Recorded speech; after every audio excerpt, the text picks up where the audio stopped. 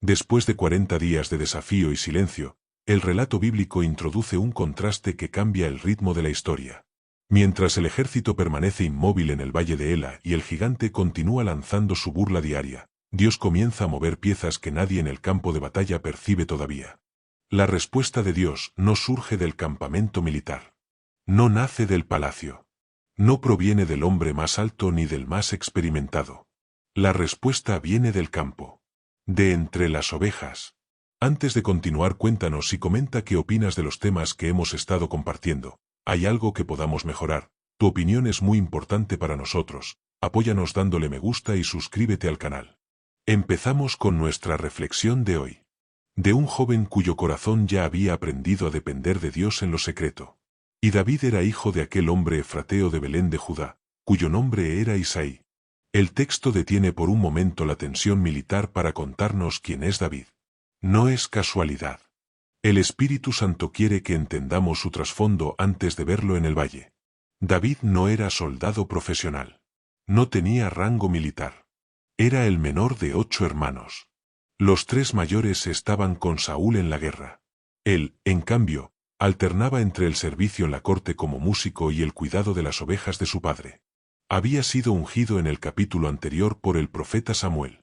Dios ya lo había escogido como rey futuro, pero nadie en el valle lo sabía.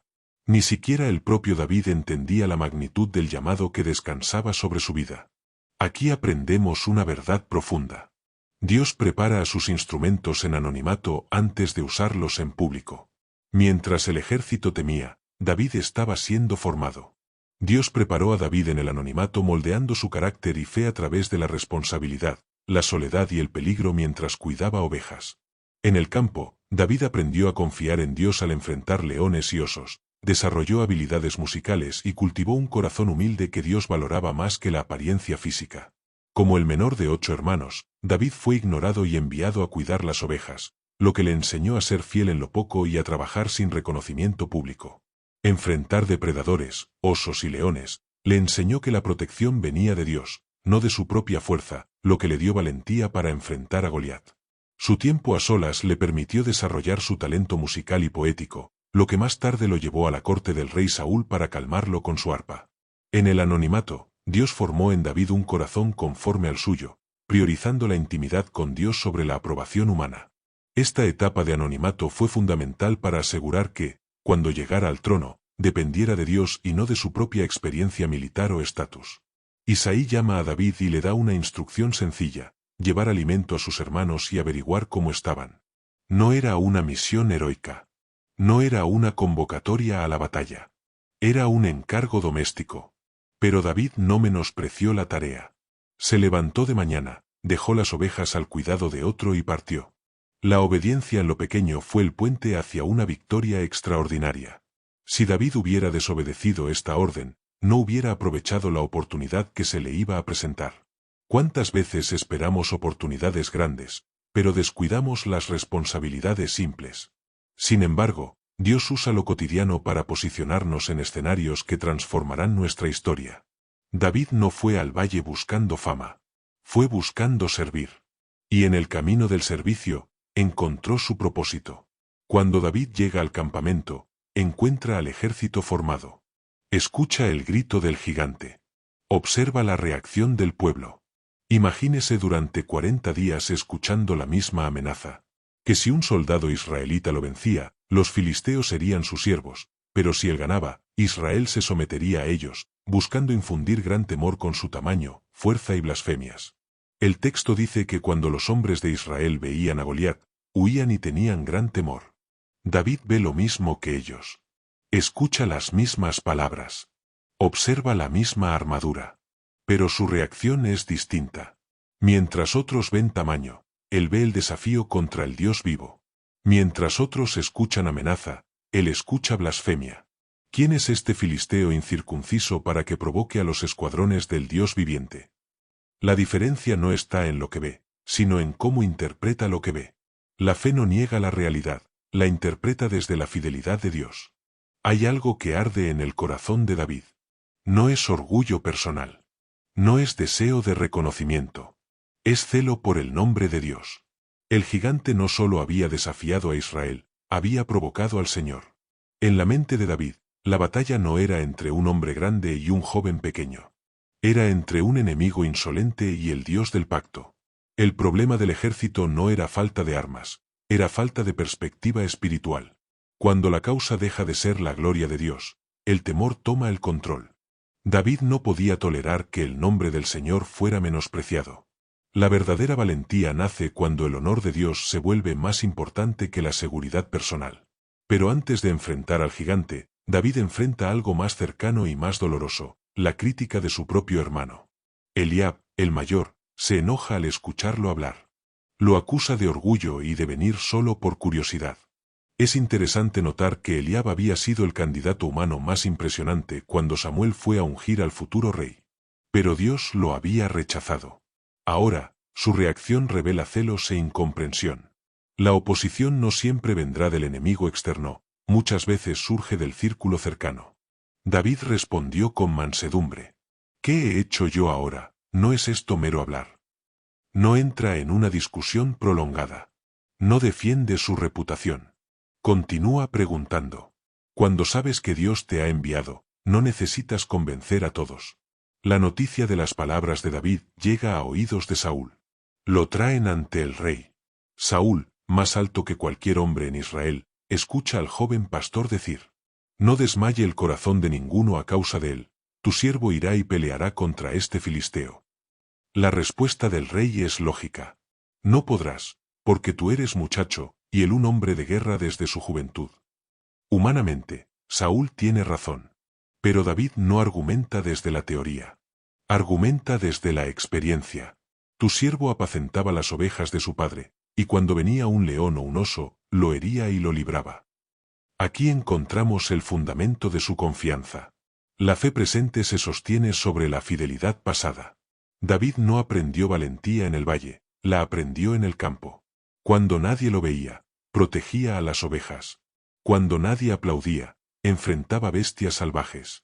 Cuando nadie celebraba, dependía del Señor. Y cada liberación fortalecía su certeza. Jehová, que me ha librado de las garras del león y del oso, él también me librará de la mano de este filisteo. No dice, yo lo derroté. Dice, Jehová me libró. La humildad preserva la fe. Saúl escucha el testimonio y finalmente responde: ve, y Jehová esté contigo. Es una bendición que suena correcta, pero carece de convicción. Saúl tenía armadura, pero no confianza. David no tenía armadura, pero tenía experiencia espiritual. Uno dependía de la estrategia humana. El otro dependía del Dios vivo. El liderazgo espiritual se mide no por estatura física, sino por profundidad de confianza en Dios. Hay un corazón que no está gobernado por el miedo. Hay un joven cuya identidad no depende del tamaño del enemigo, sino del poder de su Señor. Y esa declaración es más poderosa que cualquier espada.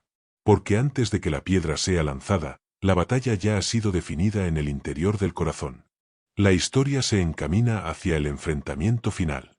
Pero la verdadera victoria ya comenzó cuando David recordó quién lo había librado antes. Y cuando un corazón está convencido de que Dios pelea por él, ningún gigante puede permanecer en pie por mucho tiempo. El valle de Ela ya no es solo un escenario de tensión. Ahora es el lugar donde dos perspectivas están a punto de encontrarse. Durante 40 días, el gigante ha dominado el ambiente con su voz. Durante 40 días, el ejército ha permanecido paralizado por el miedo. Pero ahora hay un joven avanzando hacia el frente de batalla. No lleva la armadura del rey. No empuña una espada pesada. No marcha con la seguridad de la experiencia militar. Camina con una convicción interior que pesa más que el bronce del gigante. Saúl, intentando ayudar, viste a David con su propia armadura. Le pone un casco de bronce. Le coloca coraza. Le ciñe la espada. Humanamente, parece lo correcto. Si va a pelear, debe estar protegido. Pero David intenta caminar y no puede. La escritura es clara: no puedo andar con esto, porque nunca lo practiqué. Entonces se lo quita. Este momento es profundamente simbólico. La armadura de Saúl representaba los métodos humanos, la lógica militar, la experiencia convencional. Pero David entendió algo: no podía depender de lo que no formaba parte de su experiencia con Dios. Hay batallas que no se ganan usando estrategias ajenas. Hay victorias que requieren fidelidad a lo que Dios ya ha puesto en nuestras manos. David no rechazó la armadura por rebeldía, sino por coherencia. Sabía que la confianza no estaba en el metal, sino en el poder del Señor. David toma su cayado. Escoge 5 piedras lisas del arroyo. Las pone en su saco pastoril. Tomó su honda. Nada en su equipo parece impresionante. Nada luce intimidante. Nada compite con la lanza del gigante. Pero esas piedras habían sido pulidas por el agua constante. No eran improvisadas. Eran escogidas cuidadosamente. La fe no es descuido, es preparación dependiente de Dios. Cada piedra representa confianza, cada paso hacia el gigante representa determinación. Mientras el ejército observa con incredulidad, David desciende al valle. El valle que había sido territorio del miedo ahora será escenario de fe. Goliat ve a David y lo menosprecia. El texto dice que lo tuvo en poco, porque era muchacho, rubio y de buen parecer. Lo ve como una ofensa personal. Soy yo perro, para que vengas a mí con palos. La burla continúa. La arrogancia se eleva. El gigante maldice a David por sus dioses. Pero aquí ocurre uno de los momentos más poderosos de toda la Escritura, la declaración de fe.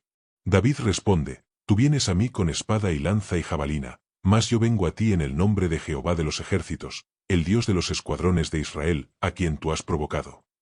No es una frase poética. Es una proclamación espiritual. David no niega que el gigante tenga espada. No ignora la lanza. No subestima el poder físico. Simplemente declara que hay una autoridad superior. Y añade algo más, y sabrá toda esta congregación que Jehová nos salva con espada y con lanza, porque de Jehová es la batalla. La batalla no era de David. No era de Saúl. No era del ejército. Era del Señor a través de su Santo Espíritu. Cuando el gigante avanza, David no retrocede.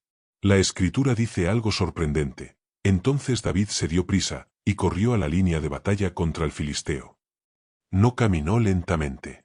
No dudó. No titubeó. Corrió. La fe verdadera no solo declara, actúa. Mete la mano en el saco. Toma una piedra. La lanza con la honda. La piedra hiere al gigante en la frente. Se hunde. Goliat cae rostro en tierra. Es un momento abrupto. El que parecía invencible ahora está derribado. El gigante cae antes de que la espada siquiera sea desenfundada. La piedra no era poderosa en sí misma. El brazo de David no era sobrenatural por naturaleza. El poder estaba en la confianza depositada en Dios.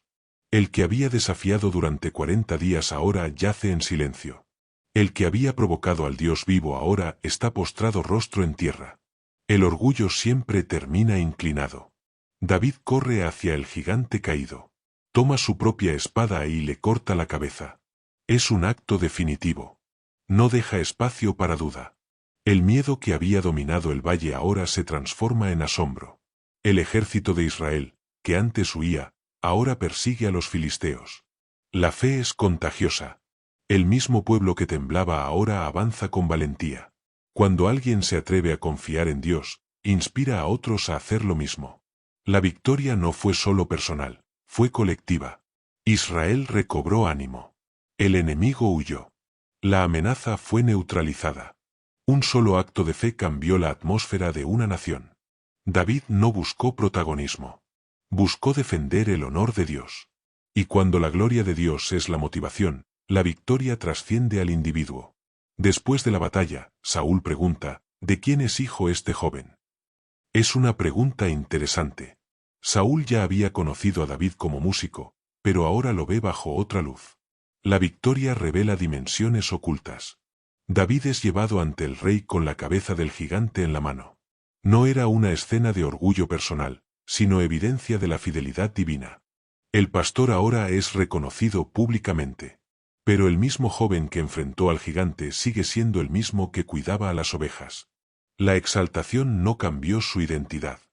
Dios no necesita lo que el mundo considera impresionante. No depende de armaduras pesadas. No se limita por la edad ni por la experiencia. Busca corazones que confíen plenamente en Él. La piedra que derribó al gigante fue pequeña, pero dirigida por una fe grande. A veces el instrumento parece insignificante, pero cuando está en manos de alguien que depende de Dios, se convierte en medio de liberación. Corre hacia lo que Dios te ha llamado a enfrentar. Declara su nombre antes de lanzar tu piedra.